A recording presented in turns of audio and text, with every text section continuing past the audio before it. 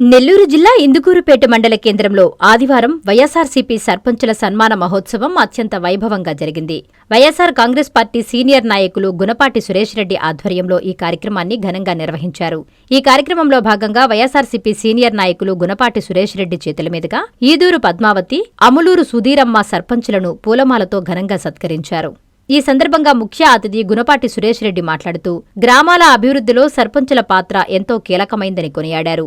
వైఎస్సార్సీపీ ప్రభుత్వ హయాంలో ప్రజా సంక్షేమమే ధ్యేయంగా నిరంతరం ప్రజలకు అందుబాటులో ఉంటూ సేవలు అందించిన సర్పంచులను గౌరవించుకోవడం మన బాధ్యత అని ఆయన పేర్కొన్నారు.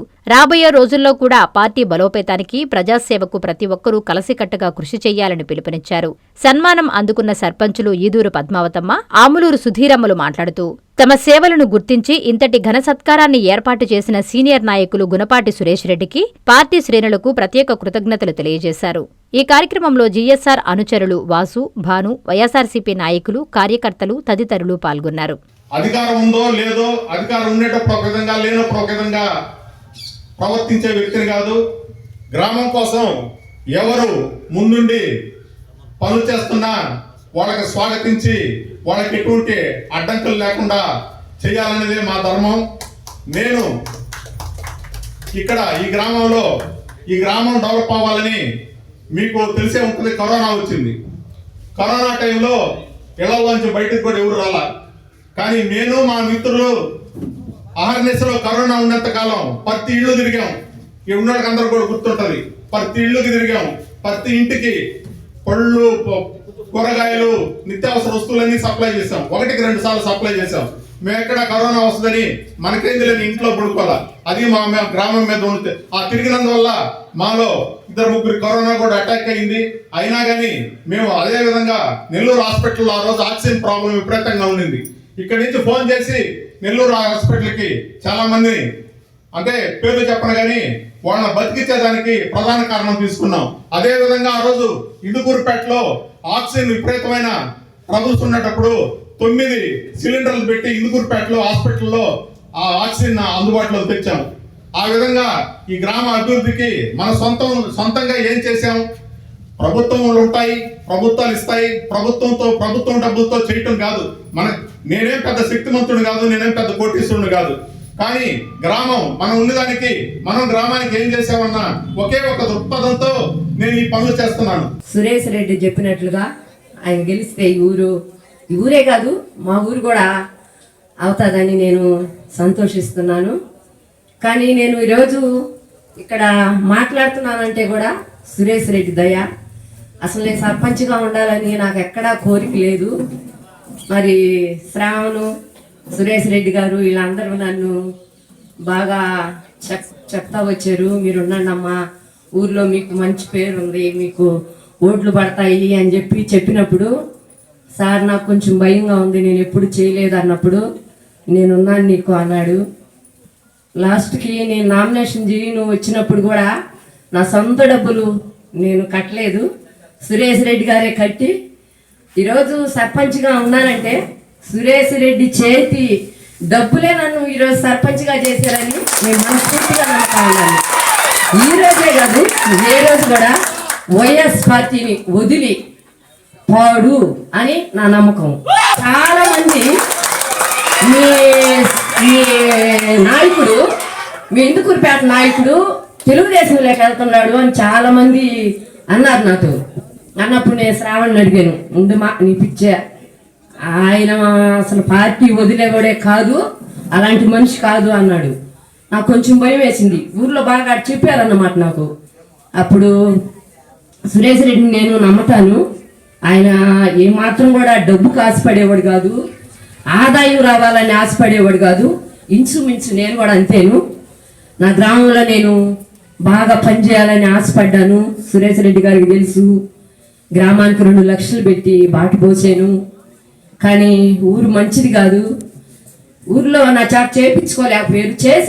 చేసిన దాన్ని కూడా తెలుగుదేశం గెలిచిన వెంటనే తెలుగుదేశం నాయకుడు ఒకడు బాట తీసేసాడు. పర్వది ఉంది.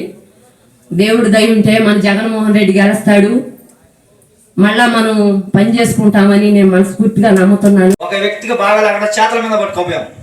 గవర్నమెంట్ హాస్పిటల్ నుంచి చేతల మీద పట్టుకొని రోడ్లకి తీసుకొచ్చాం.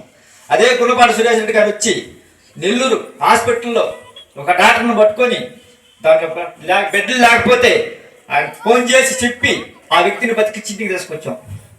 అదేవిధంగా టాటర్లు పట్టుకుంటే ఏ నాయకుడిని నడకుండా ఫోన్ చేసి హైదరాబాద్ నుంచి టాటర్లు ఇప్పించారు. అదే ఒక టాటర్ ఈ రోజు పట్టుకున్నారు మా ఊర్లో 20,000 కట్టించి 2 రోజులు ఆడబెట్టి టాటర్ తీసుకొచ్చారు.